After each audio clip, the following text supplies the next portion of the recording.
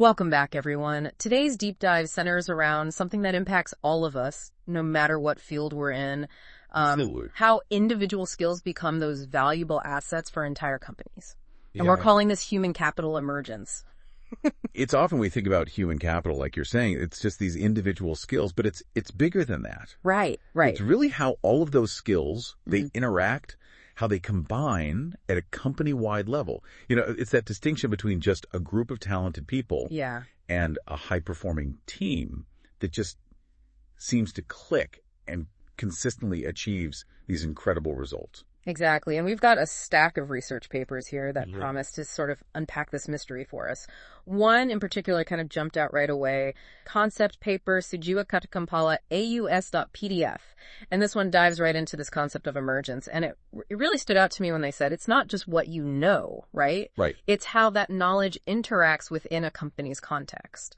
Absolutely, yeah. And they emphasize, this difference between what they call context-specific skills. So things like navigating a company's, unique culture. Yeah. Or understanding those sometimes very intricate processes versus those context generic skills. So things like coding or project management that tend to be pretty valuable across various settings. So you could be a fantastic programmer, but if you can't communicate effectively within your team or align with, the company's overall goals, that individual talent may not, lost. Yeah, it might not translate into that company-wide success. It's like having all the right ingredients, right? Right. But not having that specific recipe to create something exceptional. Yeah. And this paper really zeroes in on the importance of interactions.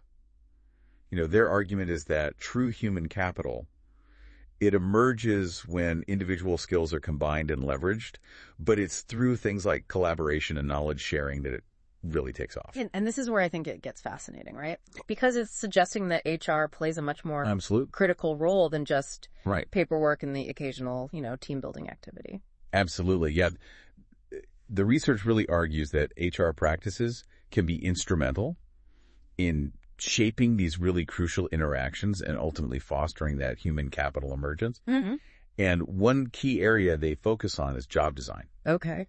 And they suggest it's not just about, okay, here are the tasks you're going to do, but it's about strategically shaping those interactions and fostering interdependence among employees. And that makes me think about how different companies approach teamwork, right? Right. Some companies just seem to have cracked the code. They have. And then others just really struggle to get their teams on the same page, I'm wondering, are there specific examples from the research that illustrate how job design can make a difference? Yeah, absolutely. Think about it this way. Imagine an assembly line, right, versus a team that's tasked with developing a brand new product. Mm-hmm.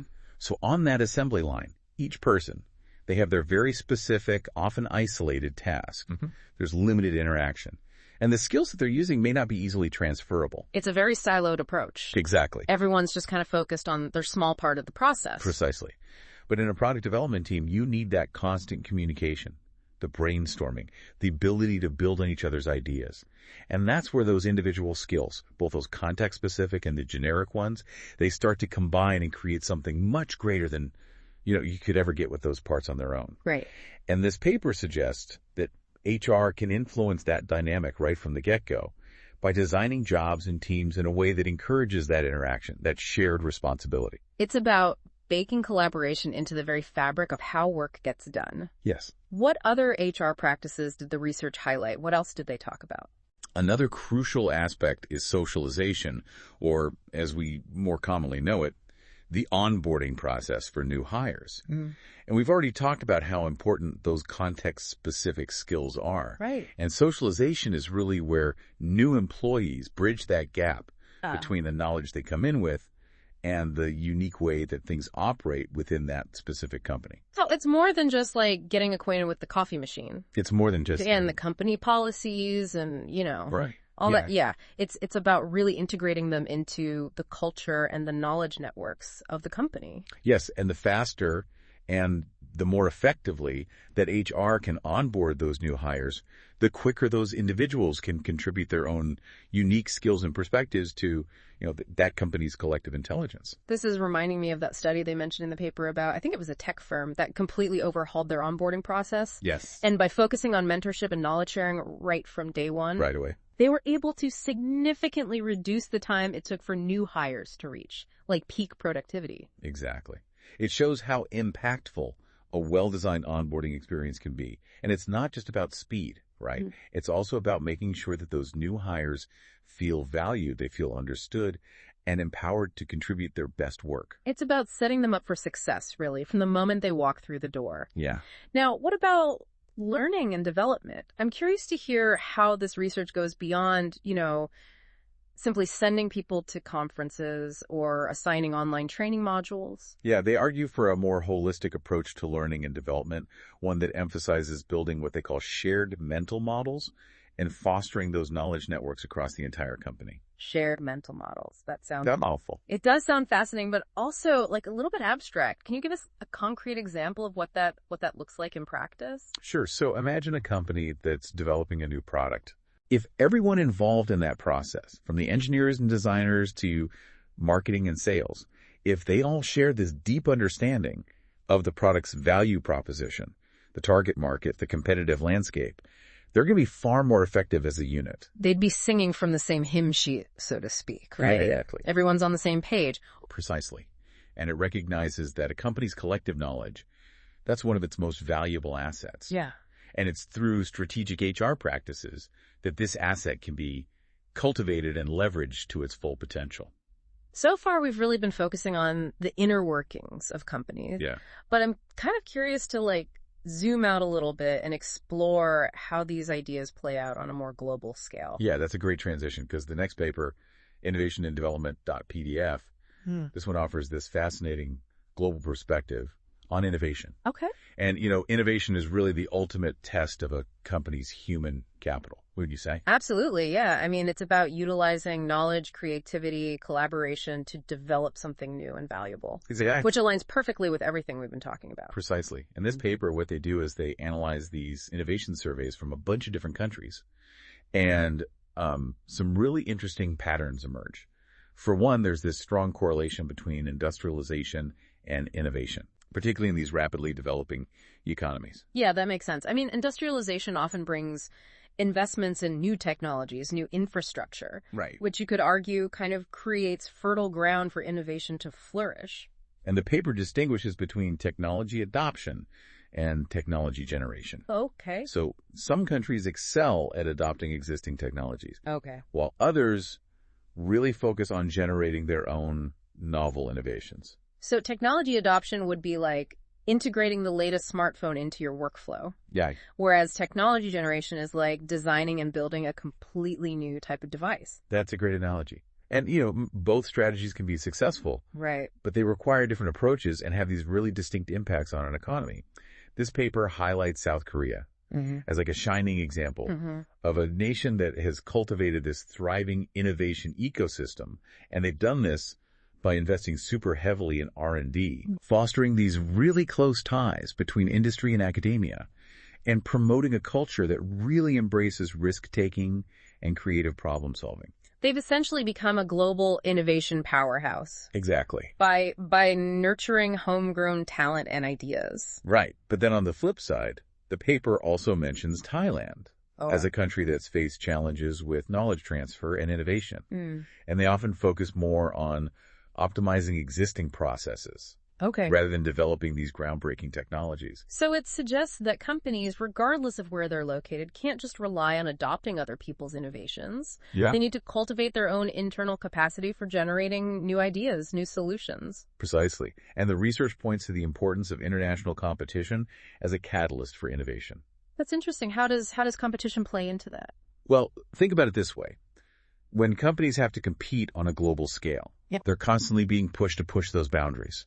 Looking for ways to be faster, more efficient, more innovative than their rivals, it creates a very powerful incentive to innovate. Sure. Or risk being left behind. Yeah. It's a very high-stakes game of survival of the fittest, right? Yes. Where innovation is the key to staying ahead. Exactly. And the paper actually cites studies from Latin America that show that companies that are exposed to global competition, they tend to adopt new technologies much more swiftly, and they exhibit these higher overall innovation levels. It makes me think of, the constant innovation race we see in the U.S. tech sector, with companies just constantly vying to develop the next groundbreaking app, the next device. That's a perfect example. Yeah. This constant pressure to innovate. It's a significant driver of technological advancement.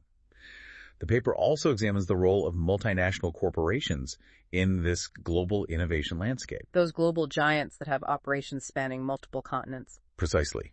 And multinational corporations, because they have these vast resources and this global reach, they tend to be much more innovative, particularly their foreign affiliates. What gives them that edge in terms of fostering innovation?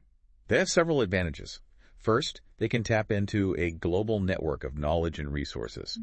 They're drawing on the best ideas, the best talent worldwide. Second, their financial capacity.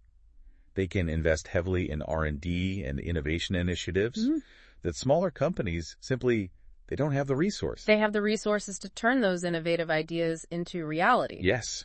And third, because they operate in multiple markets, they gain a really broad understanding of diverse customer needs and those emerging trends, which can be so valuable for driving innovation. So they really have their finger on the pulse of the global market. They do. Identifying those opportunities, adapting quickly. But does this mean that multinational corporations are like the superheroes of human capital? Well, they definitely play a significant role. Yeah. But, and this is key, the paper emphasizes that the benefits of their innovation don't always trickle down to those local firms.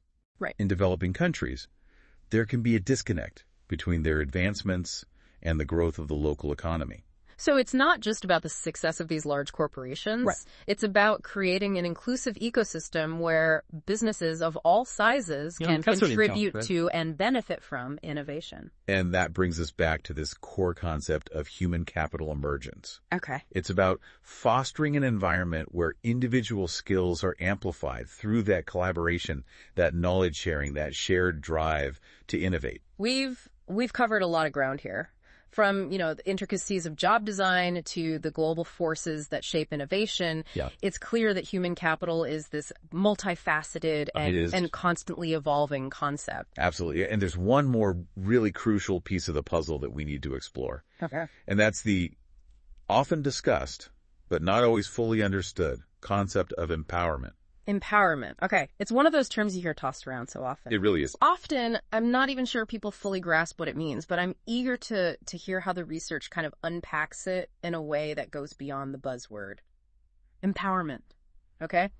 It's one of those terms you hear tossed around so often. It really is. It's one of those buzzwords, But this research actually, it digs a little deeper and offers this really compelling argument for why empowerment is so crucial for that human capital emergence. And it goes beyond just, hey, we're giving employees more authority. Right. It really emphasizes providing those necessary tools, the resources, the support they need to actually make those meaningful contributions, to exert genuine influence within their organizations. So it's about creating an environment where employees feel empowered to speak up, to contribute their ideas, to really take ownership of their work and make decisions that are going to, positively impact the company. It's about fostering that sense of agency and ownership. And this paper links empowerment directly to increased participation in group decisions. They're suggesting that when people feel like their voices are heard, that their perspectives are valued, right. They're much more likely to engage actively and contribute their unique talents. Well, yeah, if you feel like you have a real stake in the outcome, you're going to be much more invested in the process. Precisely. And this increased engagement, this can lead to just this wealth of diverse perspectives and innovative solutions. And the research also, they highlight the importance of something called self-efficacy in this empowerment equation.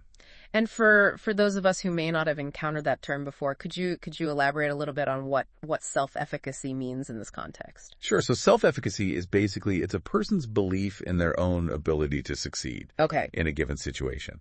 So when employees feel empowered, it often leads to this boost in their self-efficacy. Got it. It gives them that confidence to tackle challenges head on and contribute their best work. So it's this positive feedback loop, right? Empowerment kind of boosts confidence, Right. leads to greater engagement, more initiative, which in turn reinforces that sense of empowerment. Exactly. And the benefits, they extend beyond just the individual employees. They really impact those team dynamics and the overall company culture. And I'm particularly interested in understanding how does empowerment translate to stronger, more cohesive teams? So when individuals within a team feel empowered, they're more likely to trust Okay. and respect each other's opinions. It fosters this environment where collaboration can really thrive. Yeah.